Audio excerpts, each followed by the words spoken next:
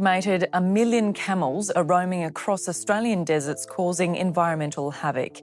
A feral camel management program has been culling the animals in Central Australia, a move labelled inhumane and wasteful by one pastoralist. They released just 24 camels into the Australian desert and walked away. What happened 15 years later left scientists absolutely speechless. These innocent animals transformed into something nobody saw coming, an unstoppable force that would bring an entire continent to its knees. Homes invaded, water sources were obliterated, native species wiped out. The government's response? So extreme that animal rights activists worldwide erupted in outrage. Sent off to abattoirs and so on. So that is a major constraint. Also, the remoteness of the sites means that the transport costs are high. And camels can only be single-decked on trucks, so straight away the cost of transport is double that you would have for cattle. But here's the terrifying part. By the time anyone realized what was happening, it was already far too late to stop it. To truly understand how Australia ended up with this problem, we need to travel back in time to the 1800s.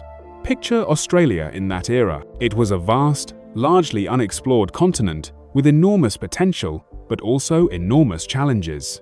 The Australian interior presented a harsh reality that European settlers were not prepared for. Endless stretches of arid land, scorching temperatures, and a landscape so unforgiving that conventional methods of transport simply could not cope. During the mid-19th century, Australia was undergoing rapid development. The colonial government had ambitious plans to connect the scattered settlements across this massive landmass. Telegraph lines needed to be constructed to enable communication between the southern coastal cities and the remote northern territories. Railways were planned to transport goods and people across distances that seemed almost impossible to traverse. But there was a significant problem. The traditional means of transport that worked perfectly well in Europe were utterly inadequate for the Australian outback. Horses, which had been the backbone of transportation in most colonized territories, struggled terribly in the Australian desert conditions. The extreme heat, the scarcity of water, and the vast distances between water sources made horses unreliable and, frankly, unsuitable for the task at hand. Oxen and other draft animals fared no better. These creatures needed regular access to water and could not handle the prolonged periods of drought that characterized the Australian interior. Something else was needed, something that could withstand the brutal conditions and still perform reliably. The solution came from looking eastward, towards regions that had already mastered desert travel. In 1840, a significant moment in Australian history occurred when the first camels set foot on Australian soil. This initial introduction was somewhat experimental, but it quickly became apparent that these animals possessed exactly the qualities needed for Australian conditions. According to historical records, the early trials with camels proved so successful that larger importations were soon planned. Over the following decades, particularly during the 1860s through to the 1890s, thousands of camels were imported into Australia. These animals did not arrive alone. They came with experienced handlers, men who understood how to work with these creatures and knew their capabilities and limitations. These handlers came from various regions including Afghanistan, India, Persia, and other parts of Asia and the Middle East. Despite their diverse origins, the Australian settlers collectively referred to them as Afghans or Ghans, a term that, while not entirely accurate, became the common nomenclature of the time. These men and their camels became absolutely essential to Australia's development during this critical period. Historical accounts describe how camel trains became a common sight across the outback, carrying supplies, equipment, and materials to remote locations that would have been otherwise impossible to reach. The construction of the overland telegraph line, which connected Adelaide to Darwin and was completed in 1872, relied heavily on camels to transport the necessary poles, wire, and equipment across nearly 3,000 kilometers of harsh terrain. Camels earned their reputation as ships of the desert for good reason. These remarkable animals could carry loads of up to 600 pounds across vast distances. What made them truly invaluable was their ability to survive on very little water and food. While a horse might need water every day, a camel could go for days or even weeks without drinking, depending on the conditions and the availability of moisture in their food. They could eat vegetation that other animals would refuse, thriving on the thorny bushes and sparse grasses of the Australian desert.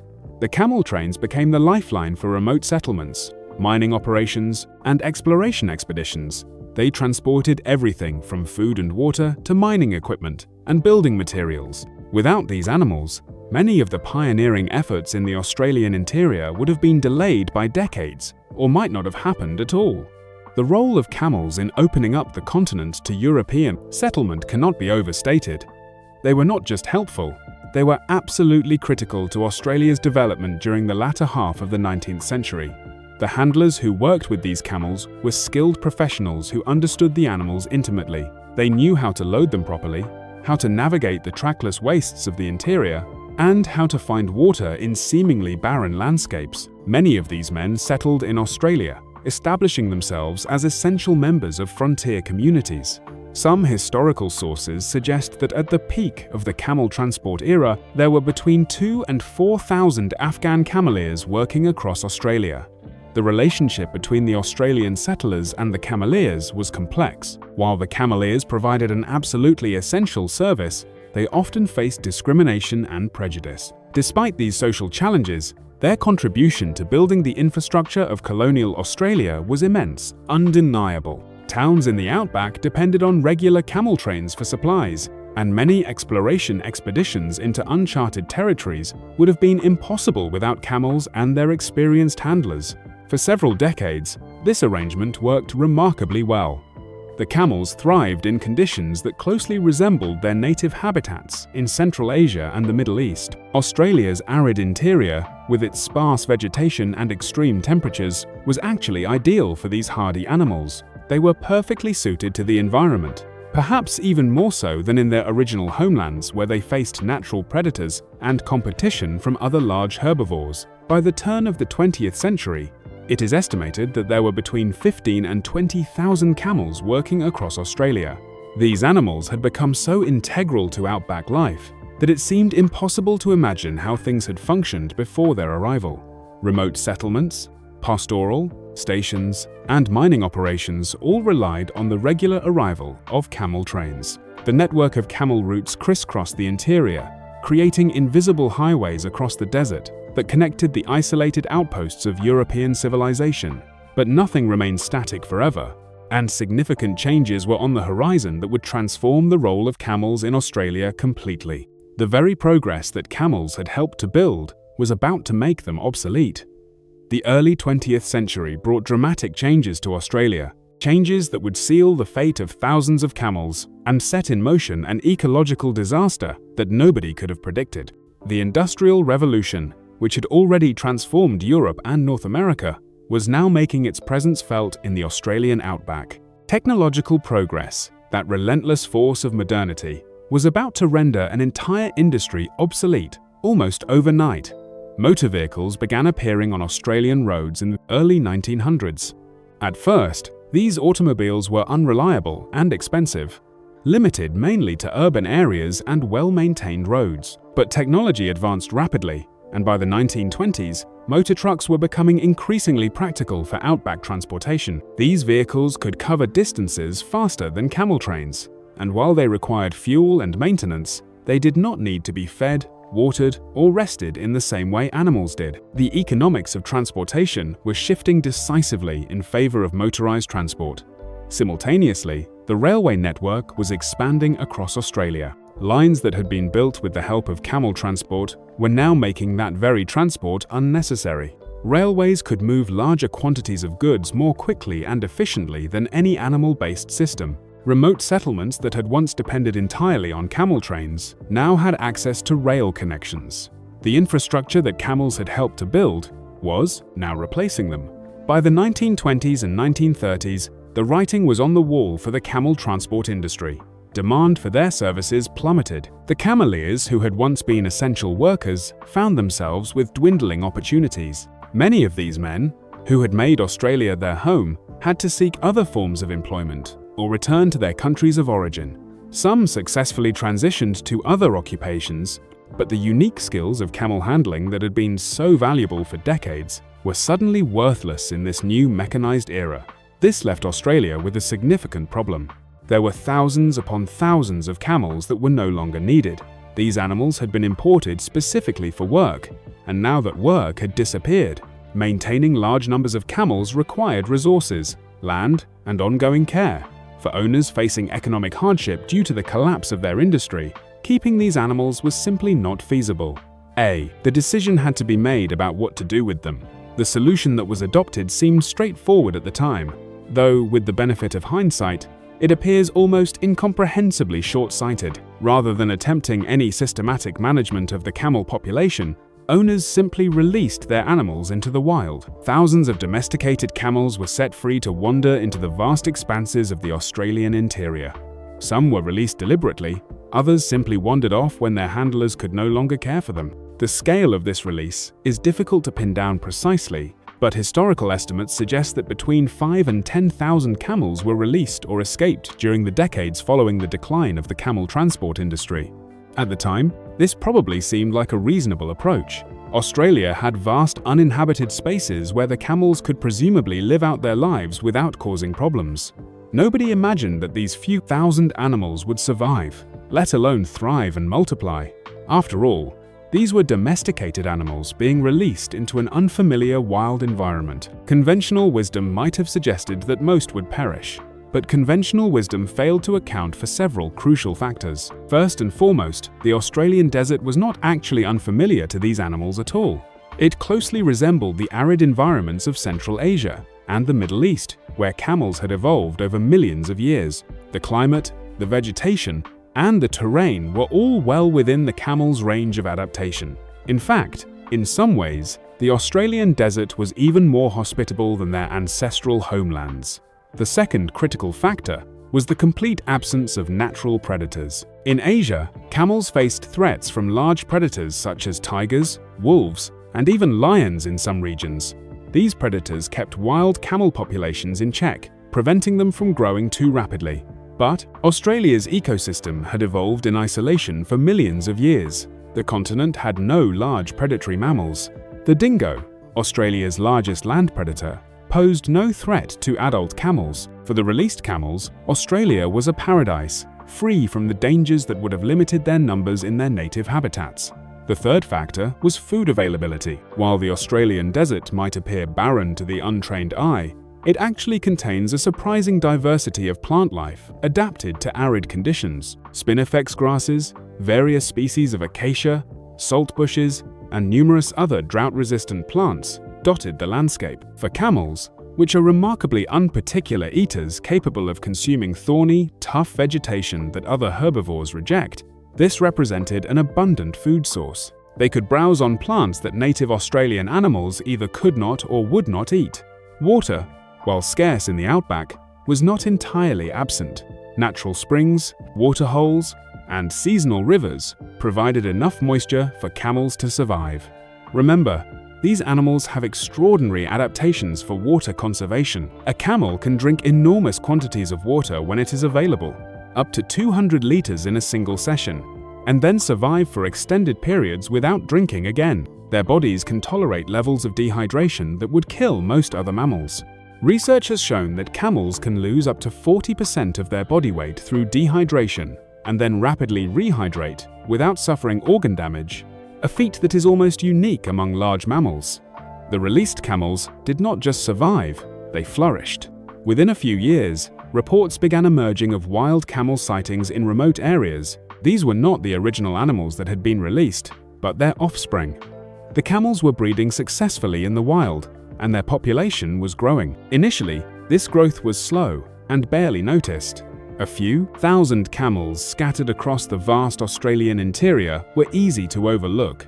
But camel reproduction follows predictable patterns. Female camels reach sexual maturity at around 3 to 4 years of age and can produce one calf every 2 years under good conditions. With abundant food, no predators, and a suitable climate, the Australian camels enjoyed optimal breeding conditions. The population growth began to accelerate. By the 1950s, estimates suggested there might be 10 to 15,000 wild camels in Australia. This was notable, but not yet alarming. The outback was enormous, and these numbers seemed manageable. However, Population growth in favorable conditions follows exponential rather than linear patterns. As more camels reached breeding age, the rate of population increase accelerated dramatically. The 1960s and 70s saw the wild camel population explode. Estimates climbed to 50,000, then higher. The animals were spreading across an increasingly large territory, moving into regions of South Australia, Western Australia, the Northern Territory, and Queensland. Remote station owners began reporting encounters with wild camels, but the problem still seemed distant from most Australians' concerns. By the 1980s and 90s, it became clear that something unprecedented was happening. The wild camel population was estimated to have reached 100,000 animals, then 200,000. Scientists attempting to track the population found their estimates constantly being revised upward. The camels were not just surviving, they were thriving to an extent that exceeded even the most pessimistic predictions. Research conducted by government agencies and universities in the late 20th century revealed the full scale of the situation. The wild camel population was doubling approximately every 9 years. This rate of growth, sustained over decades, produced staggering results. By the early 2000s, the most reliable estimates placed the wild camel population at over 1 million animals, with some researchers suggesting the number might be even higher. Australia now possessed the largest population of wild camels anywhere on Earth. Remarkably, there were more wild camels in Australia than existed in all their native ranges combined. The Middle East and Central Asia, where camels had originated and been domesticated thousands of years ago, had far fewer wild camels than Australia. Many wild camel populations in Asia were actually endangered or extinct. Australia, through sheer accident, had become the unlikely stronghold of wild camel populations globally. This biological success story was about to transform into an ecological nightmare. With over 1 million wild camels roaming the Australian outback, the consequences for the continent's delicate ecosystem began to manifest in ways that nobody had anticipated. What had started as an apparently harmless release of unwanted animals had evolved into one of Australia's most serious environmental challenges. The sheer scale of the camel population meant that their impact was no longer negligible. It was becoming catastrophic. The Australian ecosystem had evolved over millions of years in isolation from the rest of the world. The plants and animals that inhabited the continent had adapted to its unique conditions, including the harsh aridity of the interior. This ecosystem was finely balanced, with each species playing a specific role. The introduction of a large, non-native herbivore in such enormous numbers disrupted this balance in profound ways. One of the most significant impacts was on vegetation. Camels are not selective eaters. Research has documented that they consume approximately 80% of the plant species available in the regions they inhabit. This indiscriminate browsing meant that they were eating plants that native animals depended on, as well as rare or endangered plant species that had taken millennia to adapt to Australian conditions. In areas with high camel densities, botanists observed dramatic changes in plant communities, with some species declining severely or disappearing entirely from local areas. The problem was compounded by the feeding behavior of camels. Unlike some herbivores that graze selectively or browse carefully, camels can be quite destructive feeders. They will tear branches from trees, uproot plants entirely, and strip bark from trunks. In drought conditions, when food becomes scarce, this destructive feeding intensifies as the animals become increasingly desperate. Areas that camels frequented heavily showed clear signs of degradation, with reduced plant cover and visible damage to trees and shrubs. This vegetation loss had cascading effects through the ecosystem. Native herbivores such as kangaroos, wallabies, and uros found themselves competing with camels for food resources. These native animals had evolved to thrive in the Australian environment, but they were not adapted to compete with an invasive species present in such overwhelming numbers. In areas with high camel populations, native animal numbers declined as they were effectively outcompeted for food and other resources. The impact on soil was equally concerning. While it is true that camels have soft, padded feet that cause less direct damage to soil than the hard hooves of cattle or horses, their sheer numbers more than compensated for this anatomical advantage. Millions of camels moving across the landscape compacted soil, particularly around water sources, where they congregated in large groups. This compaction reduced the soil's ability to absorb water when rain did fall, leading to increased erosion and further degradation of the land. But the most critical impact was on water sources. Water is the most precious resource in the Australian outback. Natural springs, waterholes, and seasonal rivers are lifelines for all desert-dwelling creatures. These water sources are often small and vulnerable, maintained by delicate ecological processes. The arrival of large camel herds at these locations proved devastating. During drought periods, which are frequent and severe in central Australia, the competition for water becomes intense. Camels, capable of detecting water from great distances, would converge on available water sources in huge numbers. Herds of several hundred animals were reported gathering at individual waterholes. The impact of such concentrated numbers was immediate and severe. The camels would drink the waterhole dry, consuming every last drop. A single camel can drink up to 200 liters at once, so a herd of even moderate size could drain a significant water source in hours. The damage went beyond mere consumption. The trampling of hundreds of heavy animals around water sources destroyed the vegetation that protected the banks from erosion.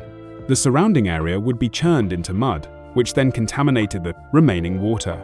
Camels would defecate in and around the water, introducing pathogens and making the water unsafe for other animals. For native wildlife that depended on these water sources, this contamination could mean the difference between life and death. Environmental studies documented instances where entire populations of native animals were impacted by the loss or contamination of water sources due to camel activity. Smaller animals, in particular, suffered greatly.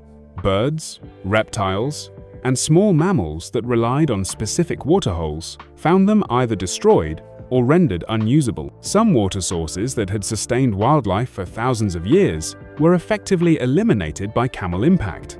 The camels' search for water led them beyond the remote wilderness. As their numbers grew and competition for resources intensified, camels began appearing in areas where they previously had not ventured.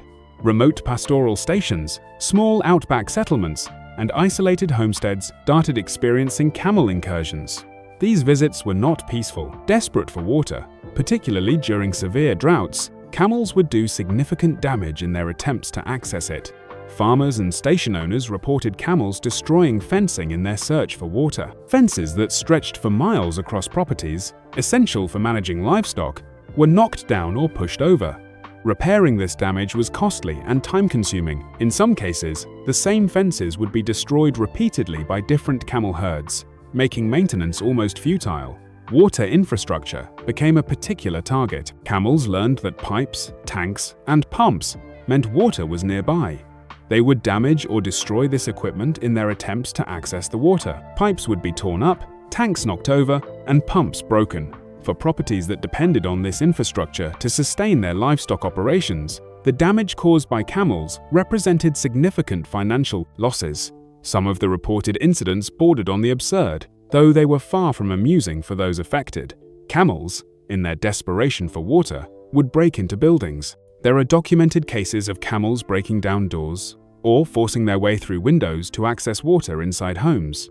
They targeted bathrooms, attempting to drink from toilets. Air conditioning units mounted on buildings were torn down so the camels could lick the condensation that accumulated on the cooling elements. These accounts, while seeming almost comical, reflected the genuine desperation of the animals and the serious disruption they caused to human settlements.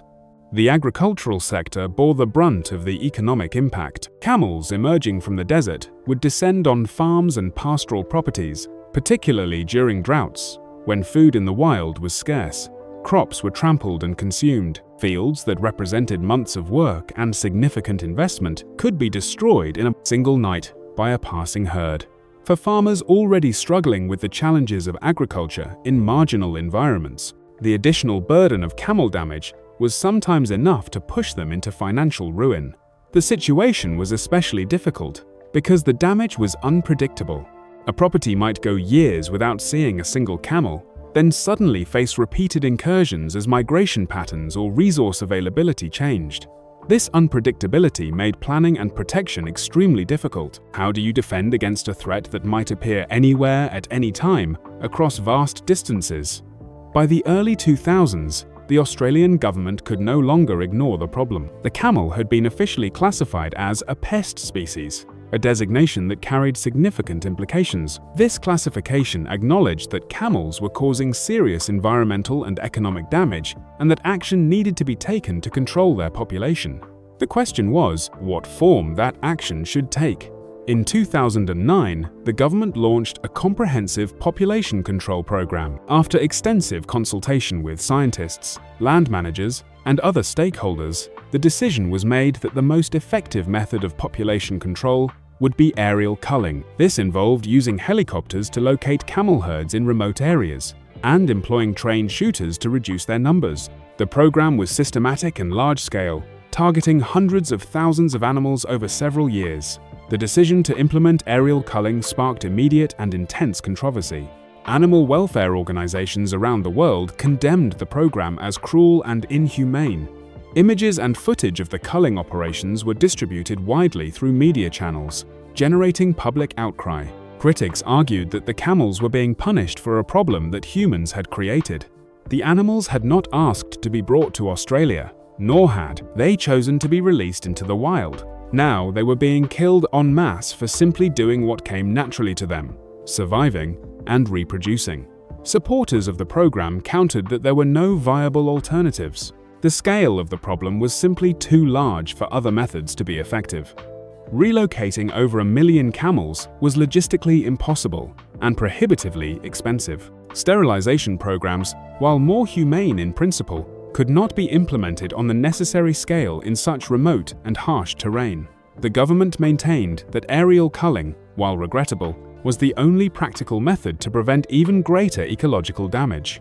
The debate highlighted the complexity of the situation and the absence of easy answers. This was not a problem that had simple solutions. Every option carried significant drawbacks and raised difficult ethical questions about humanity's relationship with the animals it had displaced.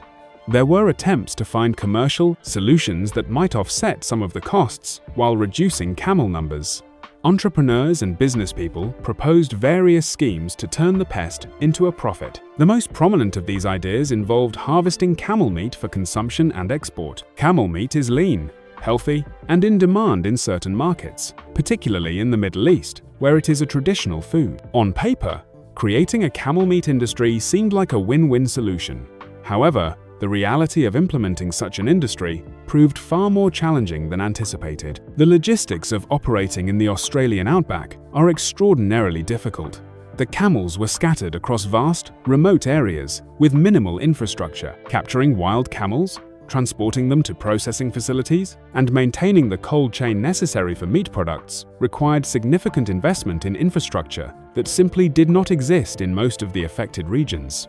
Building the necessary facilities was expensive, and the return on investment was uncertain. The cost of capturing and processing each animal was high, while the market price for camel meat, though reasonable, was not sufficient to make the operation highly profitable. Some small-scale operations were established and continued to function, but they process only a tiny fraction of the wild camel population. The industry never achieved the scale necessary to significantly impact overall camel numbers.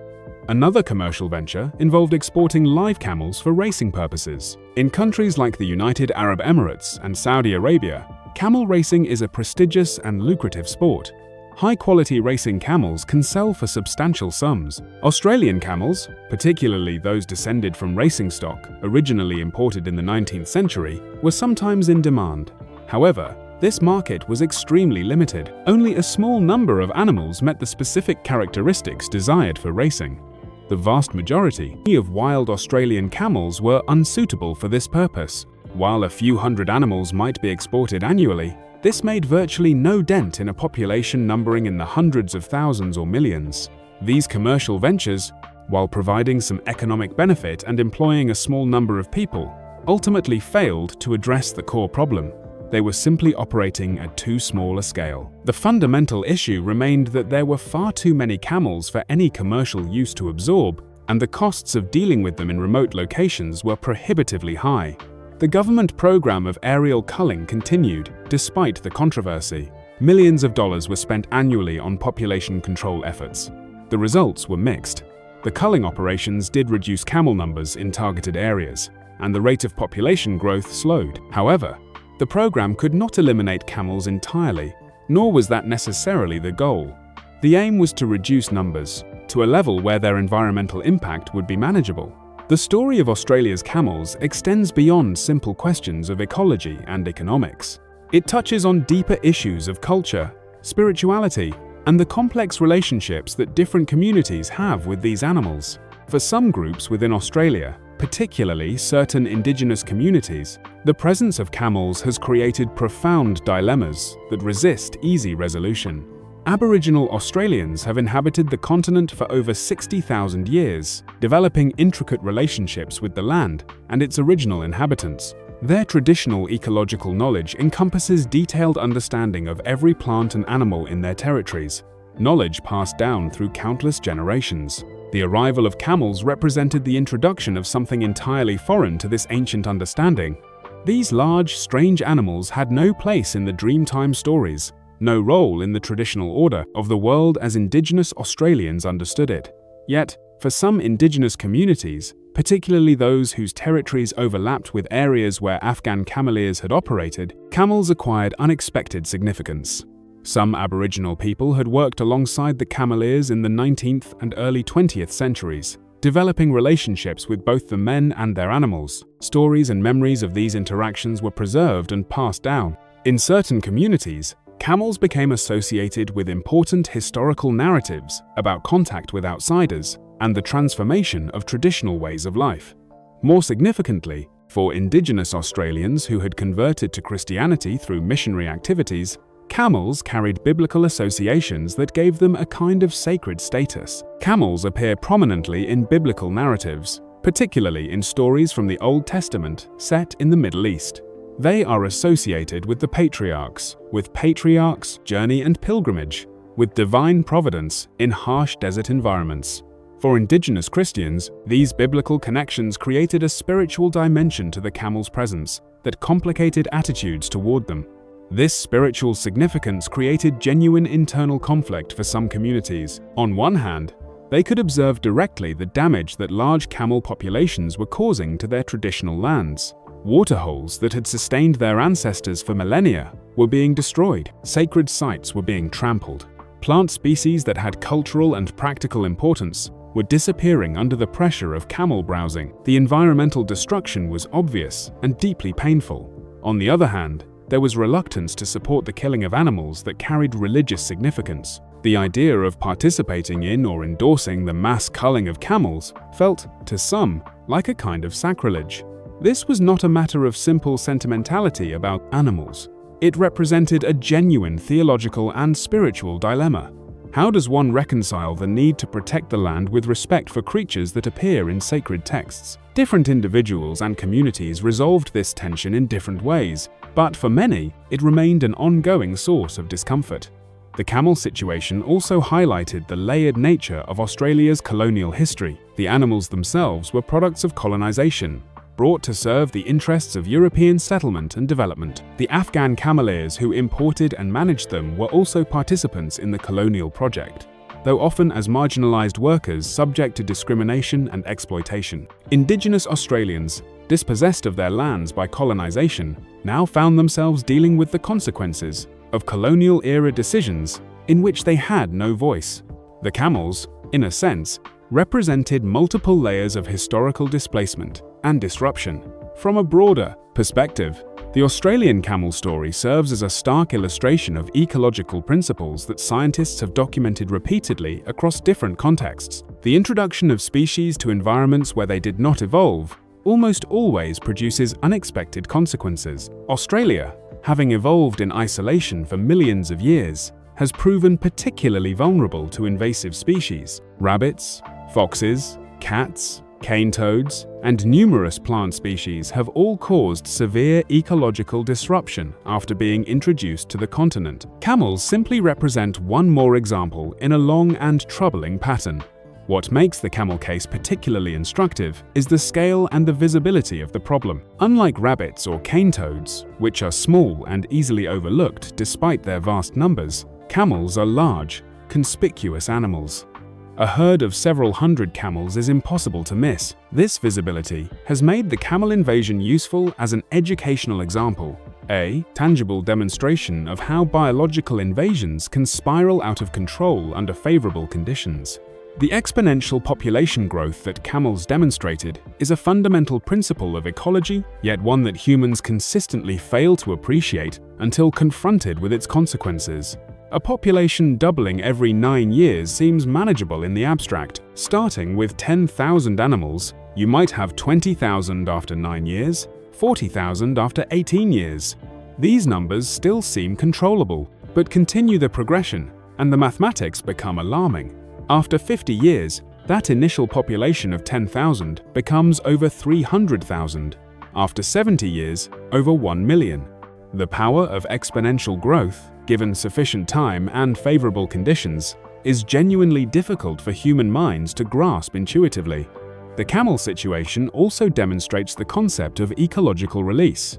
In their native habitats, camel populations were constrained by various factors including predation, disease, competition with other species, and human management. Remove those constraints, as happened when camels were released into the Australian environment, and the population is released from the normal checks on its growth. The result is explosive population increase until new limiting factors emerge, usually resource depletion or human intervention.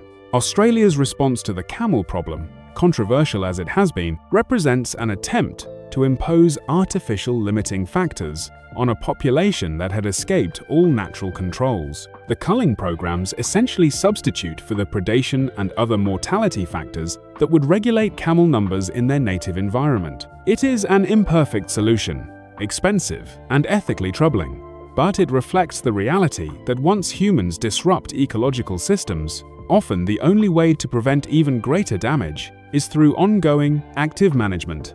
The financial cost of managing the camel population has been substantial. Government agencies have spent tens of millions of dollars on culling operations, research, monitoring, and management programs. Private landowners have borne additional costs through damage to infrastructure, lost agricultural production, and their own control efforts.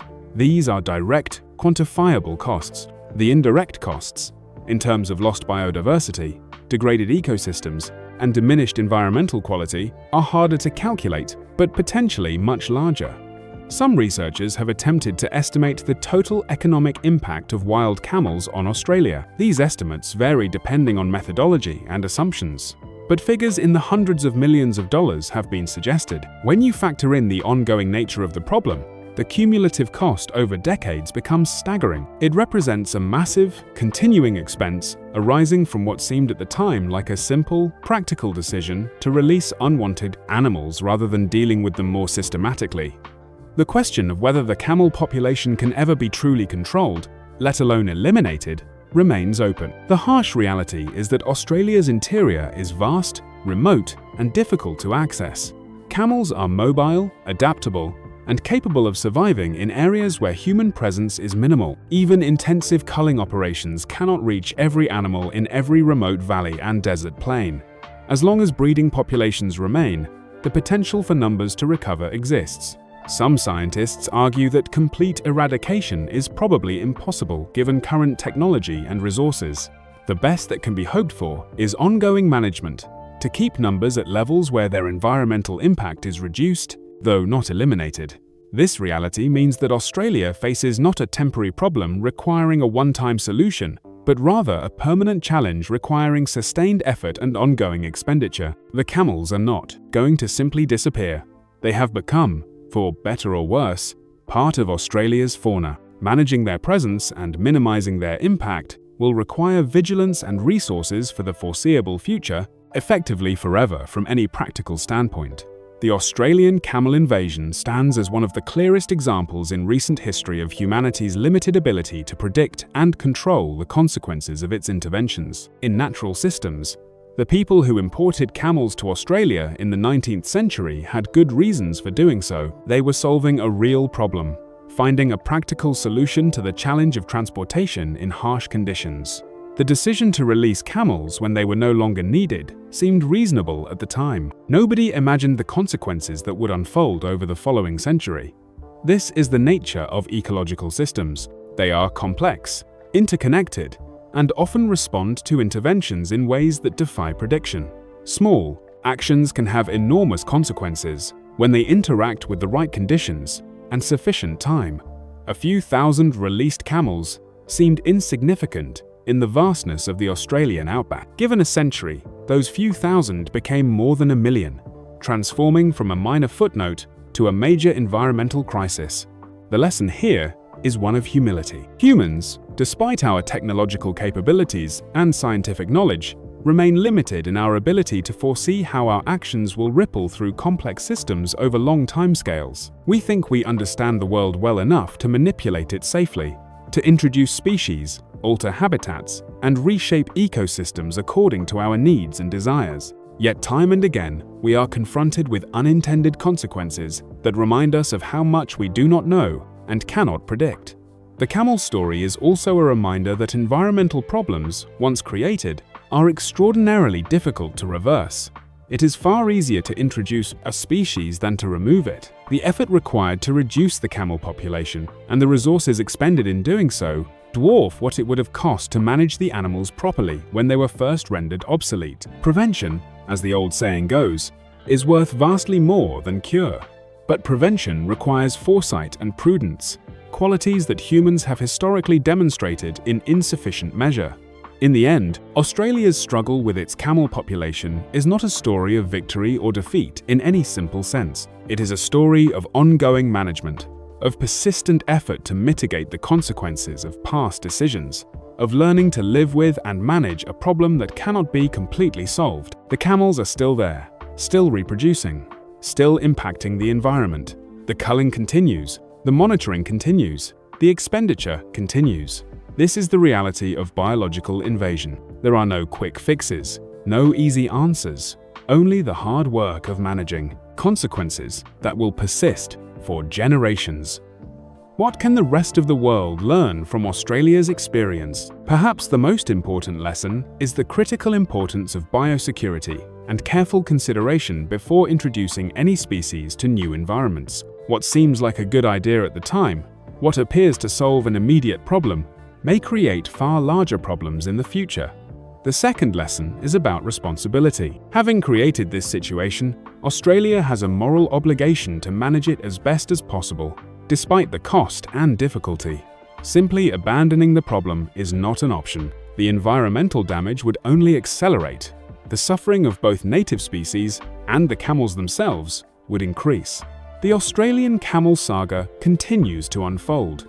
It is a story without a clear ending, a problem without a complete solution.